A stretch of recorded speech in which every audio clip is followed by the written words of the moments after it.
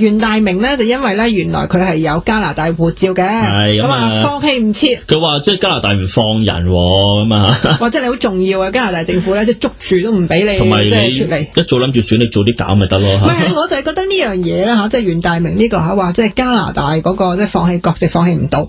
喂，呢件事啊，唔係今日先知㗎啦。其實4年前啊，啲議員啊都已經話，你放棄護照啦嚇，即係要一啲時間處理㗎嘛。我記得甚至唔係上一屆添，咪再上一屆咧，陳偉業咧就曾經因為咧就係放棄唔切一啲嘅護照嘅問題咧，而咧影響咗參選資格。係，同埋其實有護照參選立法會，其實你應該當係一個常識，你想選就應該要知有呢個問題。係啦，即係如果你話咧，即係經過咗幾屆嘅選舉成10年啊，即係呢個問題話俾大家聽，唔係你填張表咧，你話放棄就放棄呢個。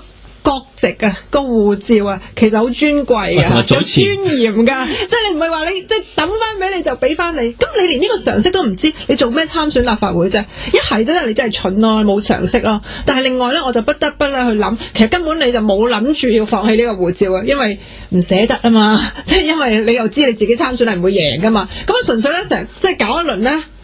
就為下即係宣傳。哇，仲好啲添，50萬蚊按金慳翻，就唔使話因為攞唔夠票俾人沒收埋，仲好呢啲真係完全免費啊！係啊，真係慘啊！嗱，譬如好似我哋電台嗰個選舉論壇啦，咪週末嘅時候佢又嚟啦，喂個 airtime 幾貴啊，咁啊俾佢咧即係咧喺度即係喺度菠蘿雞咁靠黐啦。即係應該嗰陣時係咪講明我有加拿大戶籍可能唔得嘅喎？你即係都講一句啊，嗰陣時都自己未知咁好似啊。呢啲咧即係如果呢啲係佢認為係宣傳咧，咁我就想咧即係補一句，呢個係負面宣傳嚟嘅。即係證明咧，呢啲人係幾入咯。係啊，即係呢個太過分啦個原因嚇。嗱，咁另一個。